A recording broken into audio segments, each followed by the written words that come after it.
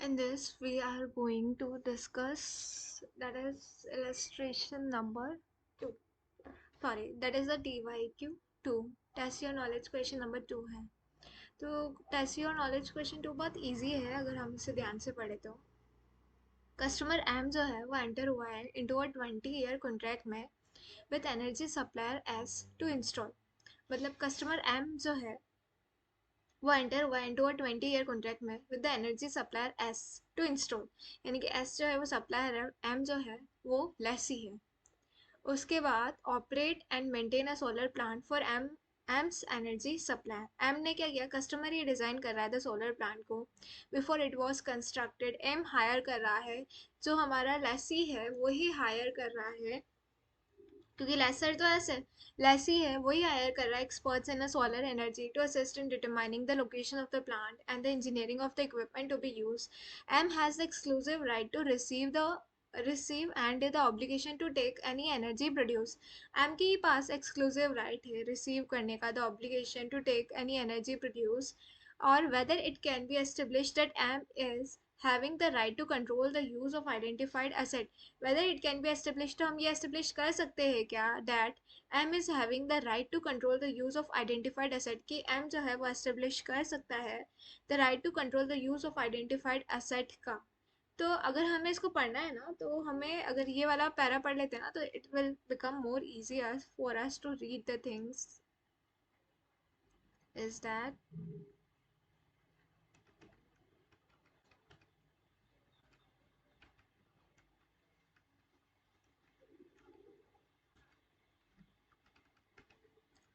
that is given on 6.37 पे दिया था उसको 6.37.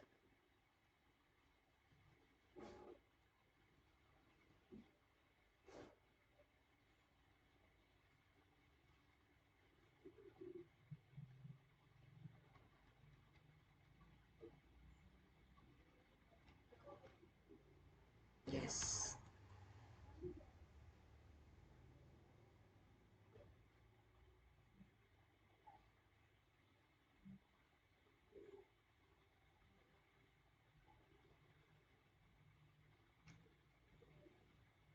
371 ये रहा. अगर हम इसके अकॉर्डिंग देखें, हमें ये पता लगाना है क्या वो जो अरेंजमेंट है वो लीज है या नहीं. तो is there an identified asset. तो सबसे पहले हम क्या बोल रहे हैं, is there an identified asset हो, उसके बाद आइडेंटिफाइड असेट तो है ही है. उसके बाद does the customer have right to obtain substantially all the economic benefit from the use of asset throughout the period of use. क्या जो कस्टमर है इसको सारे के सारे राइट्स है to obtain substantially all the economic benefit from the use of asset through the period of use. Does the customer or the supplier has a right to direct how and for what purpose the asset is used throughout the period of use. तो सारे rights जो है वो कौन दे रहा है, customer ही दे रहा है. उसके बाद क्या ये प्री डिटरमाइन है कि कैसे जो डिज़ाइन होगा दी असेट, ये भी हमें पता चल रहा है उससे. तो ये जो कॉन्ट्रैक्ट है वो that the same is lease. तो अगर हम देखें उसको,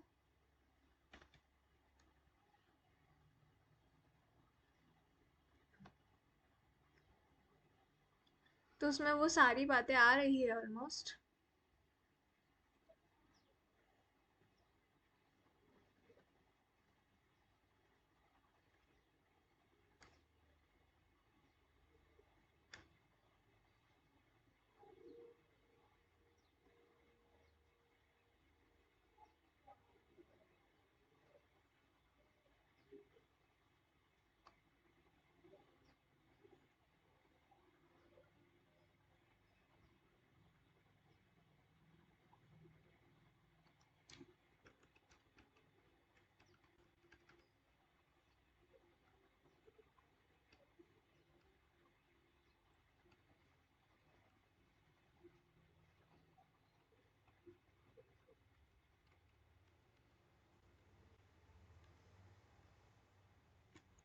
तो जो हमारा क्वेश्चन था इसमें क्या है कि एम जो है वो डिज़ाइन कर रहा है, तो ये वाली कंडीशन फुलफिल हो जाती है. एम डिज़ाइन कर रहा था solar plant before it was hire कर रहा है एक्सपर्ट्स को, असिस्ट कर रहा है, सारी चीज़ें. एक्सक्लूसिव राइट है to receive the obligation to take any energy purchase.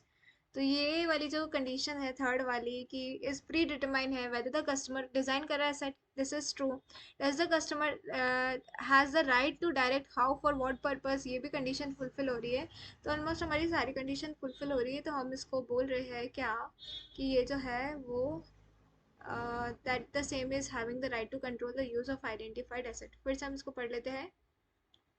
Customer has right to obtain substantially, customer के पास राइट है substantially all the economic benefit पर from the use of asset throughout the period of use। हम क्या बोलते हैं that the customer has right to obtain substantially all the economic benefit from the use of asset throughout the period of use। customer जो है उसके पास right है to direct how and for what purpose the asset is used throughout the period of use, और design भी कर रहा है the asset को। इसका अगर हम आंसर रीड करें तो what is the answer as per institute। So in this case, the nature of solar plant is such that all the decision about how and for what purpose asset is used are predetermined है, because the type of output and the production location are predetermined in the agreement में। And तो हम क्या बोलते हैं कि जो nature है of solar plant is such that all the decision about how and for what purpose the set is used predetermined है, because the type of output, energy and the production location are predetermined in the agreement when whether and how much energy is produced is influenced by the sunlight and the design of solar plant। because M ने design किया है solar plant को and thereby pre determine किया है any decision about how and for what purpose it is used। M is considered to have the right to direct the use, although regular maintenance of solar plant may increase the efficiency of solar panel, it does not give the supplier the right to direct how and for what purpose a solar plant is used। Hence M has a right here to control the use of asset। तो इसमें M के पास exclusive right है, M has a right है to control the use of asset. कैसे control करना है, सारा राइट किसके पास है, हमारे कस्टमर के पास ही है, सप्लायर के पास नहीं। तो हम क्या बोलते हैं इन दिस केस जो नेचर है of solar plant is such that जितने भी decision about how and for what purpose the asset, किस तरीके से असेट को यूज़ किया जा रहा है, वो प्री डिटरमाइन है। बिकॉज जो टाइप है output, energy and the production location वो प्री डिटरमाइन है in the agreement. when whether and how much energy कैसे प्रोड्यूस की जा रही है, that the same also influenced by the sunlight and the design of the solar plant। because am design the solar plant and thereby predetermine any decision about how and for what purpose it is used।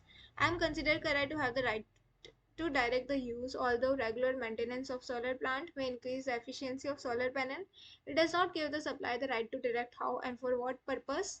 therefore m के पास जो है right है to control the use of asset. तो इसमें इतना से ही है, अब इसको हमें रीड ही करना पड़ेगा, इसको समझे तो कैसे। सारी जो फेवरेबल कंडीशन है वो लेसर के पॉइंट ऑफ व्यू से है, सॉरी लेसी के पॉइंट ऑफ व्यू से। देयरफॉर लेसी के पास कंट्रोल है फॉर द